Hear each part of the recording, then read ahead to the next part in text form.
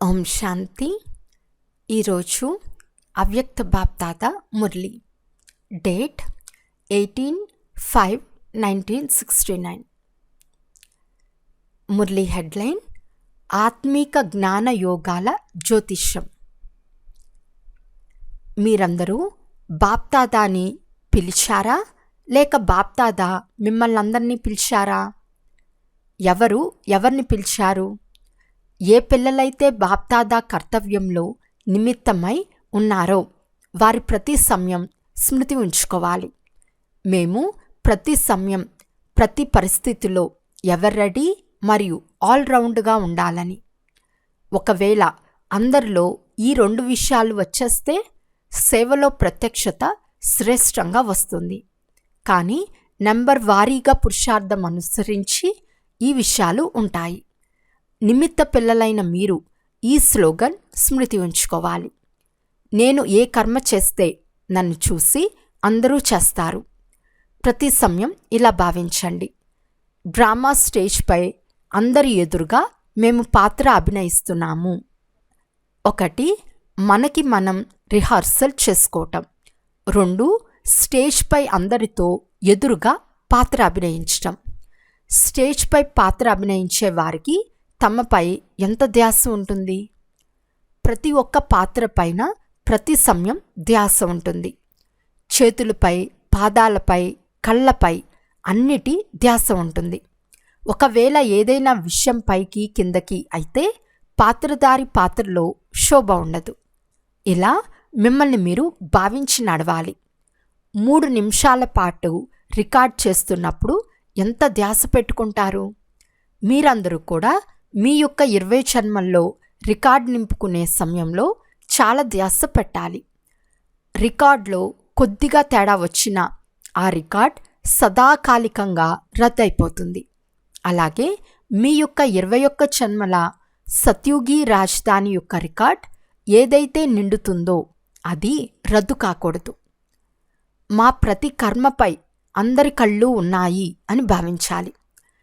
పాత్రధారులకి మిమ్మల్ని అందరూ చూస్తున్నారనే ధ్యాస చాలా ఉంటుంది. ఎవరు చేసేవారు లేకపోతే సోమరిగా ఉంటారు. కనుక సదా ఇలా భావించాలి: మేము ఒంటరిగా చేస్తున్నా కానీ సృష్టి ఎదురుగా ఉన్నాము అని. మొత్తం సృష్టిలోని ఆత్మలు నలువైపుల నుండి మనల్ని చూస్తున్నారు. ఒకవేళ ఒక్కొక్క పుష్పం ఇలా సంపూర్ణంగా మరియు సుందరంగా అయితే ఈ తోట యొక్క సువాసన ఎంతగానో వ్యాపిస్తుంది. కానీ ఎందుకు వ్యాపించటం లేదు? దీనికి కారణం ఏమిటి? సువాసనతో పాటు అక్కడక్కడ మధ్యలో ఇంకో విషయం కూడా వచ్చేస్తుంది. ఎంత సువాసన ఉన్నా కానీ సువాసన కంటే కూడా తొందరగా వ్యాపించే చెడు వాసన మొత్తం సువాసనని సమాప్తం చేస్తుంది. అవినాశీ సువాసన ఉన్నవారినే సదా గులాబీ అంటారు. 1. సదా గులాబీ. 2. గులాబీ. 3. ఆత్మీక గులాబీ. మొదటి నెంబర్ ఆత్మీక గులాబీ.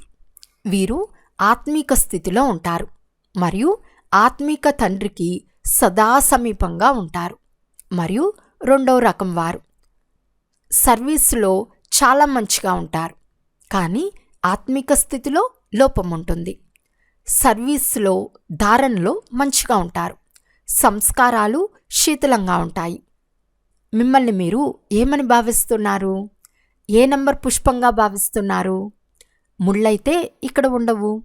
అవటానికి అందరూ గులాబీలే, కానీ గులాబీలో కూడా తేడా ఉంటుంది. ఎవరైతే ఆత్మీక గులాబీగా ఉంటారో వారి గుర్తేమిటి? మీకు మస్తక రేఖలను పరిశీలించటం వస్తుందా? జ్యోతిష్యులుగా అయ్యారా లేక లేదా? బాప్దాదా జ్ఞాన యోగాల జ్యోతిష్యం చూస్తున్నారు.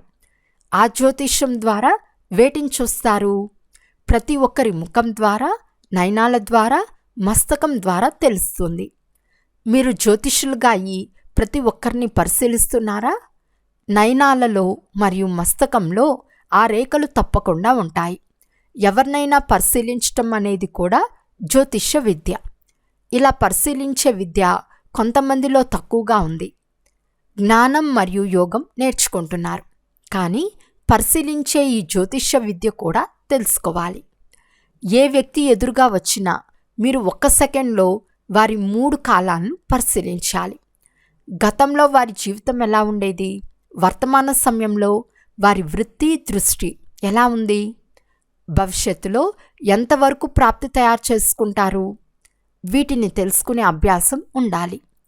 ఈ పరిశీలనతో జ్ఞానం చాలా తక్కువగా ఉంది. ఈ లోపం ఇప్పుడు పూడ్చుకోవాలి. వర్తమాన సమయంలో వచ్చేవారిని పరిశీలించే గుణం లేకపోతే దీనిలో లోపం ఉంటే మోసపోతారు. ఎందుకంటే కొంతమంది అనుకుంటున్నారు వీరు కేవలం చెప్తున్నారు అంతే అని. మీ ఎదురుగా వచ్చే ఆత్మల్లో కొంతమంది లోపల ఒకటి బయటికి ఇంకోలా ఉంటారు. పరీక్షించటానికి వస్తారు. కొంతమంది కృత్రిమ రంగు రూపాన్ని ధరించి కూడా పరిశీలించటానికి వస్తారు. రకరకాల రూపాలతో వస్తారు. వీరు ఎందుకోసం వచ్చారు అని పరిశీలించే ధ్యాస ఉండాలి. వీరి వృత్తి ఏమిటి అని పరిశీలించాలి. మరియు అశుద్ధ ఆత్మల నుండి కూడా చాలా సంభాళించుకోవాలి. ఇలాంటి కేసులు రోజురోజుకి చాలా వస్తాయి. చాలామంది పాపాత్ములు తయారవుతారు. ఆపదలు, అకాల మృత్యువులు, పాపకర్మలు పెరిగిపోతే వారి కోరికలను తీర్చుకోవటానికి అశుద్ధ ఆత్మల రూపంలో భ్రమిస్తాయి. అందువలన వీటి నుండి కూడా చాలా జాగ్రత్తగా ఉండాలి, రక్షించుకోవాలి. ఎవరిలోనైనా అశుద్ధ ఆత్మ ప్రవేశిస్తే దాన్ని పోగొట్టడానికి ధూపం వెలిగిస్తారు మరియు అగ్నిలో వస్తువు కాల్చి వాత పెడతారు. ఎండు మిరపకాయలు తినిపిస్తారు. కానీ మీరు యోగాగ్నితో ఎదుర్కోవాలి.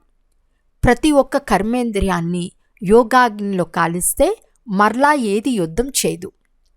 కొద్దిగా ఎక్కడైనా ఏ కర్మేంద్రియమైనా బలహీనంగా ఉంటే ప్రవేశించే అవకాశం ఉంది. ఆ అశుద్ధ ఆత్మలు కూడా చాలా శక్తిశాలిగా ఉంటాయి. మాయాశక్తి కూడా తక్కువగా ఉండదు. దీనిపై చాలా ధ్యాస ఉంచుకోవాలి. మరియు ప్రకృతి ఆపదలు కూడా తమ కర్తవ్యం చేస్తాయి. వాటిని ఎదుర్కోవటానికి మీలో ఈశ్వర్య శక్తిని ధారణ చేయాలి. ఆ సమయంలో స్నేహం పెట్టుకోకూడదు. ఆ సమయంలో శక్తి రూపం అవసరం. ఏ సమయంలో స్నేహమూర్తి, ఏ సమయంలో శక్తి రూపం అవ్వాలి అనేది కూడా ఆలోచించాలి. అన్ని విషయాల్లో శక్తి రూపం అవసరం. ఒకవేళ ఎవరైనా అలాంటి వారు వచ్చినప్పుడు మీరు ఎక్కువ స్నేహం చూపించినా కూడా నష్టపోతారు. బాప్దాదాతో మరియు దైవీ పరివారంతో స్నేహం చేయాలి. మిగిలిన అందరితో శక్తి స్వరూపంతో ఎదుర్కోవాలి. కొంతమంది పిల్లలు పొరపాట్లు చేస్తున్నారు. వారి స్నేహంలోకి వచ్చేస్తున్నారు. ఆ స్నేహం వృద్ధి అయ్యి బలహీనం చేసేస్తుంది. అందువలన ఇప్పుడు శక్తి రూపం యొక్క అవసరం ఉంది. అంతిమంగా కూడా భారత్ మాత శక్తి అవతారం అని మహిమ ఉంది. గోపీమాత అని అనరు. ఇప్పుడు శక్తి రూపం యొక్క పాత్ర నడుస్తుంది. గోపికల పాత్ర సాకారంలో ఉండేది. ఇప్పుడు అవ్యక్త రూపంలో శక్తి యొక్క పాత్ర. ప్రతి ఒక్కరూ శక్తి రూపంలో స్థితులైపోతే ఇంత అందరి శక్తి కలిసి అద్భుతం చేసి చూపిస్తుంది. స్మృతి చిహ్నం రూపంలో అంతిమ చిత్రం ఏం చూపించారు? పర్వతానికి వ్రేలు ఇవ్వటం చూపించారు. అంటే శక్తి అనే వ్రేలు ఇవ్వాలి. దీని ద్వారా కూడా కలియుగ పర్వతం సమాప్తి అయిపోతుంది. దీని కొరకు అందరి వ్రేలు అవసరం. ఇప్పుడు ఆ వేలు పూర్తిగా ఇవ్వటం లేదు. వేలు ఎత్తుతున్నారు. అప్పుడప్పుడు సరిగ్గా, అప్పుడప్పుడు వంకరగా అవుతుంది. ఎప్పుడైతే పూర్తి వేలిస్తారో అప్పుడు ప్రభావం పడుతుంది. ఒక విధంగా వేలు ఇవ్వాలి. ఈ కలియుగ పర్వతానికి తొందరగా వేలిచ్చి సత్యుగి ప్రపంచాన్ని తీసుకురావాలి.